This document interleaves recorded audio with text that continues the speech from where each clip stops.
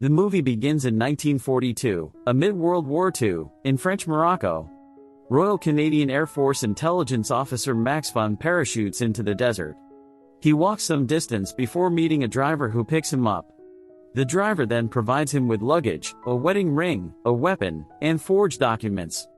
The driver informs Max that the woman he is to meet will be wearing a purple dress and to look for the hummingbird. Max arrives at a club in Casablanca, where he finds the woman, a French resistance fighter named Marianne Bohr. She immediately identifies him and greets him with a kiss. Marianne introduces Max to all her acquaintances, claiming that her husband is a phosphate mining entrepreneur. Max then suggests they go home, pretending they haven't seen each other for months. As Max drives her back to her apartment, he compliments Marianne's portrayal of the loving wife. Max also inquires how Marianne survived a previous covert operation when her entire team was killed in Paris. Marianne explains that her success was due to making her emotions appear genuine, convincing everyone around her. She also praises Max's convincing appearance but criticizes his poor Parisian French accent, noting that in 10 days they will be attending a party in Paris with German leaders. She gives Max the nickname Liquid due to his noticeable French-Canadian accent. Max and Marianne's mission is to assassinate the Nazi ambassador. They must continue to pose as a married couple, living together and making their act believable in preparation for their mission to kill the German ambassador at his upcoming party. Max still needs to secure an invitation, so Marianne promises to obtain one from the ambassador's liaison, Hobart. After resting on the roof, Marianne checks on him, saying that the neighbors will find it curious if she doesn't visit him on his first night. They maintain their act as a couple, pretending to have just had sex, and then him going to the roof. She would miss him because she had been sleeping alone for many months, so she comes up to tell him she loves him. At that time, a curious neighbor, whose husband is a German tank commander, watches them, and they are well aware of her. During their conversation, Max reveals his desire to retire to a ranch and live peacefully after the war. The following day, Marianne coaches Max on appearing and sounding more Parisian. She prepares him for an outing with expensive clothes and a cross necklace to signify his Catholic faith. During their conversation, Max mentions a mutual friend, Guy Sandster, a British pilot Marianne saved in Dieppe in 1941. At a cafe, Max spots a German officer who had interrogated him in Marseille. Fearing compromise, Max follows the officer to a phone booth and kills him as he attempts to phone his superiors. He then shoves a piece of food deep into the officer's throat to make it look as if the man choked. That night, after socializing with some German friends, Marianne and Max continue chatting on the rooftop to maintain their cover as a married couple for the neighbors. Marianne reveals that the failure of the previous operation in Paris was due to the V-section not sending help, resulting in her entire team being killed while she managed to escape. The next day, the couple discusses their plans at a makeshift shooting range by the cliffs. During shooting practice, Marianne has difficulty with the safety mechanism, which Max finds unusual.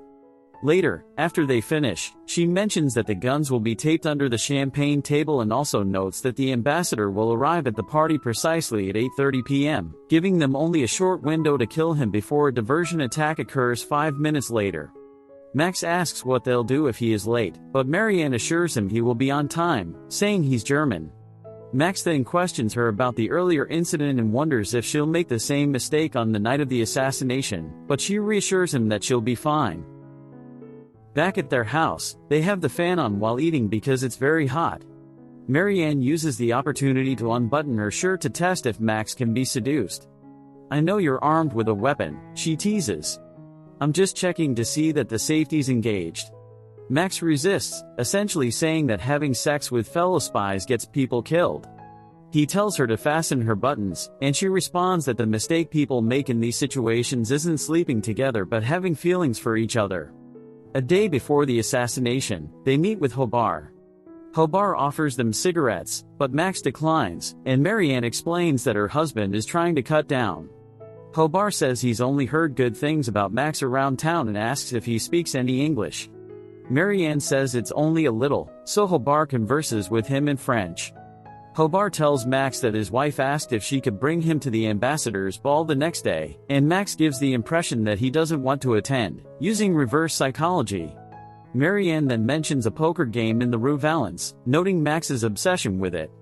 So, Max pretends to prefer playing poker over attending the party. Hobart challenges Max to split a deck of cards. If Max draws the low card, he must attend the party. If not, he can go to his beloved poker game. Max expertly shuffles the deck and picks the low card, achieving his desired outcome. As a last requirement to have his name on the list, Hobart instructs Max to write down the chemical formula of phosphate, which he does. Hobart says he'll see him tomorrow. Later, the two watch the sunset on the sandy dunes, aware they might not survive the mission. When Max asks Marianne about her dream destination, she responds that it doesn't matter where she goes after the war. They take the opportunity to become intimate inside the car during a sandstorm. Soon, they attend the party with multiple Nazi officials present. The ambassador arrives late, at 8:30. After chatting with Hobart, they position themselves behind the champagne table where their hidden guns are stashed. As the ambassador delivers a rousing speech, a large explosion occurs outside as planned. The couple flips the table, grabs their guns, and executes the ambassador on the stairway, also killing about 10 other German soldiers and civilians, including Hobart. One of the civilians Marianne guns down is the husband of a good friend, who looks at her with an expression of horror, shock, and disbelief when Marianne coolly kills the man. The duo makes a hasty exit as the alarms blare, and while on the run, Max asks Marianne to come with him to London and be his wife for real. 3 weeks later, in London, Max receives good news from his commander, Frank Heslop, that Marianne is granted permission to settle in England after reviewing her wartime achievements. Max is overjoyed as he can finally marry the woman he loves. They get married and celebrate with the Allied forces, including Heslop and Max's sister, Bridget Vaden. Marianne also surprises Max by revealing her pregnancy during the celebration. An air raid occurs over London as Marianne goes into labor. She is evacuated from the hospital as bombs fall, and Max stays by her side. Marianne gives birth in the hospital courtyard to a baby girl, whom they name Anna. 1 year later, Max and Marianne have settled into their life as a family, residing in Hampstead, London. Marianne informs Max that she has organized a party to celebrate his victories. After dropping Anna off at a nanny's house and picking up mushrooms, Max is urgently summoned back to the office to meet with his commanding officer, Frank Heslop, and a special operations executive official. They inform Max that Marianne is suspected of being a German spy. The real Marianne Bohr had been killed, and a German spy assumed her identity. Max learns that Hobart was a dissident whom Hitler wanted dead.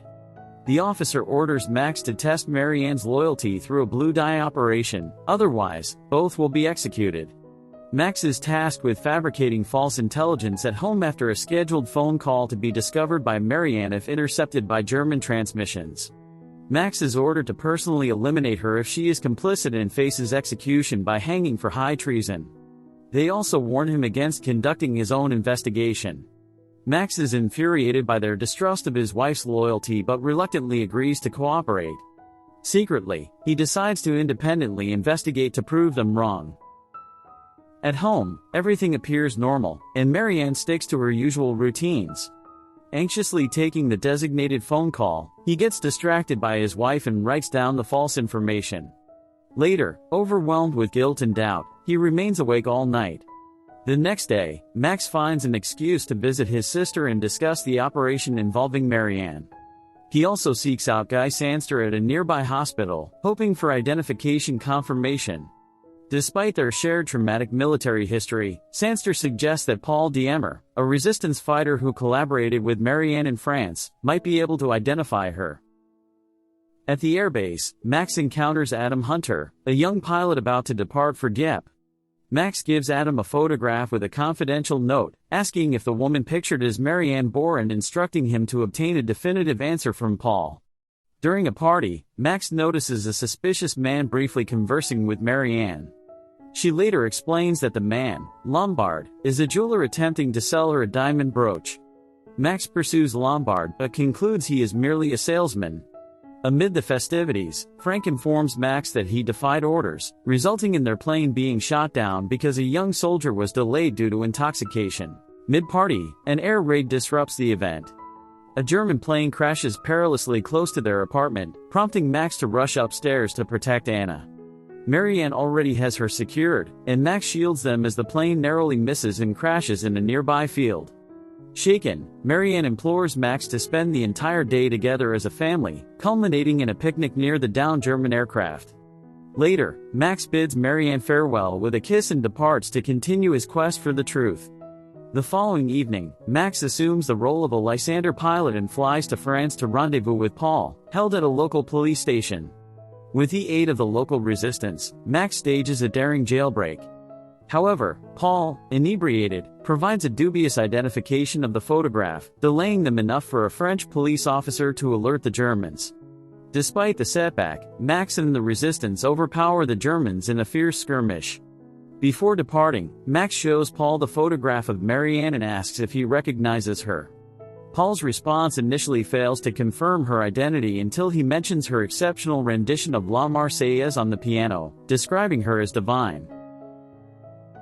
Back in England, Max insists that Marianne play the piano and perform the French anthem La Marseillaise. After a moment of hesitation, Marianne closes the piano, acknowledging that the truth has surfaced. Tearfully, she confesses that the Germans discovered her in England and threatened harm to Anna unless she cooperated as a spy. She admits to sending the message the previous night under duress. Max is enraged but asks if she truly loves him. Marianne affirms her love and their life together. Unwilling to harm her, Max decides they must flee. He eliminates the nanny and jeweler who acted as her handlers.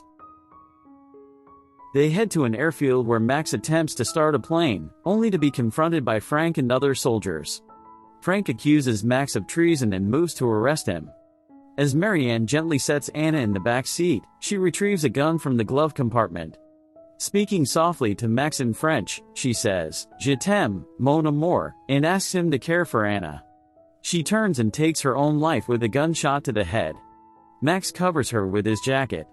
Frank orders the soldiers present to report that Max executed Marianne as per his orders so that Max himself will not be punished. In the aftermath of the war, Max fulfills his dream by settling on a ranch in Medicine Hat, Alberta, Canada, where he raises Anna. The final scene depicts an older Max walking through the fields of the ranch with a teenage Anna as Marianne's voiceover reads a letter she wrote for Anna before her death. Marianne had anticipated that she might not survive. In the letter, she expresses her love for both Max and Anna, reminiscing about their time together in London. And with that, the movie ends.